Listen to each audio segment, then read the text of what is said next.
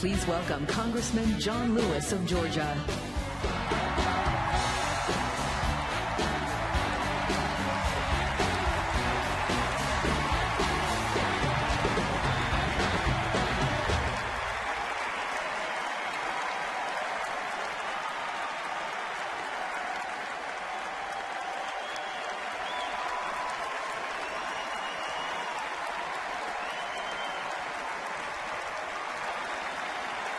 Hello, Georgia. Hello, America. I first came to this city in 1961, the year Barack Obama was born. I was one of the 13 original Freedom Riders.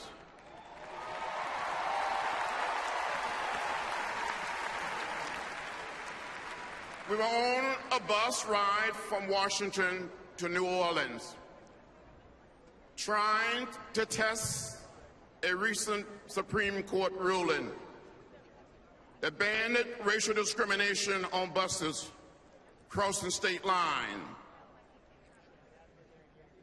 We tested the waiting room, restroom facility, but here in Charlotte, North Carolina, a young African-American tried to get a shoe shine at the Greyhound bus station. He was arrested and taken to jail.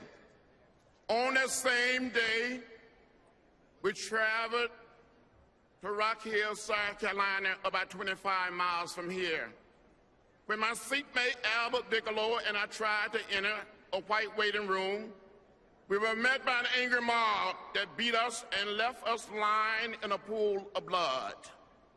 Some police officers came up and asked us whether we wanted to press charges. We said no. We come in peace, love, and nonviolence.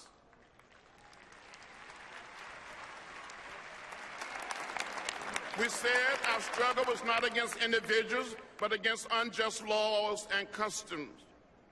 Our goal was the true freedom for every American.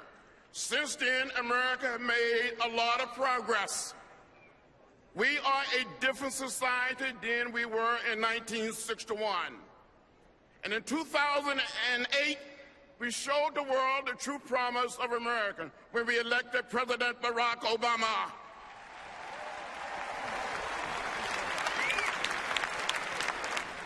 A few years ago, a man from Rock Hill, inspired by President Obama's election, decided to come forward. He came to my office in Washington and said, "I am one of the people who beat you. I want to apologize. Will you forgive me?" I said, "I accept your apology." He started crying. He gave me a hug.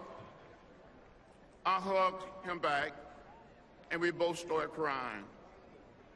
This man and I don't want to go back. We don't want to go back.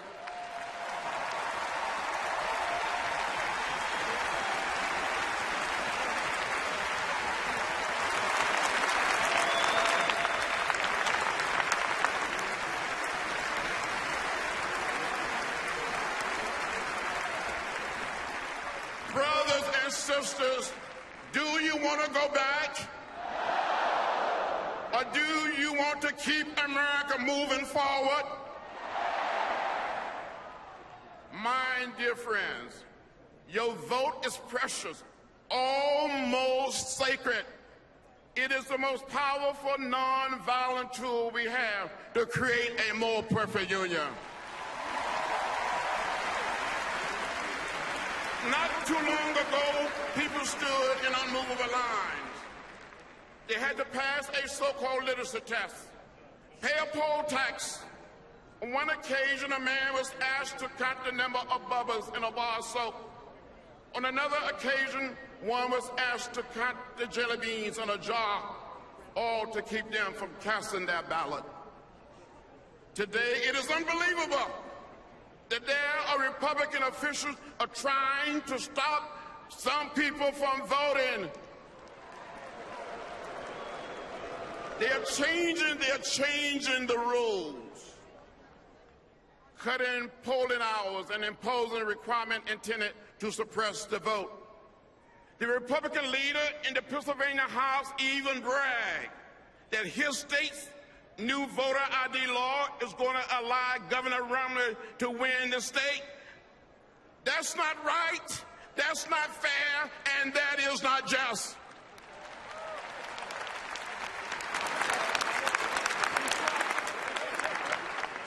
And similar efforts have been made in Texas, Ohio, Florida, Wisconsin, Arizona, Georgia, and South Carolina. I've seen this before. I lived this before. Too many people struggled, suffered, and died to make it possible for every American to exercise their right to vote.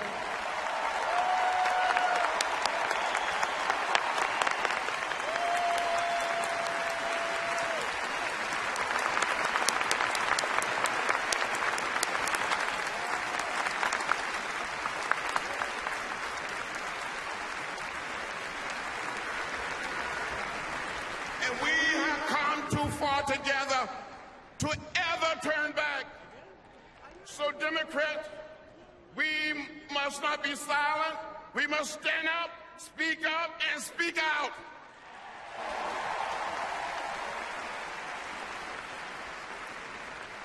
We must march to the polls like never, ever before. We must come together and exercise our sacred right. And together, on November 6th, we will re-elect the man who will lead America forward, President Barack Obama.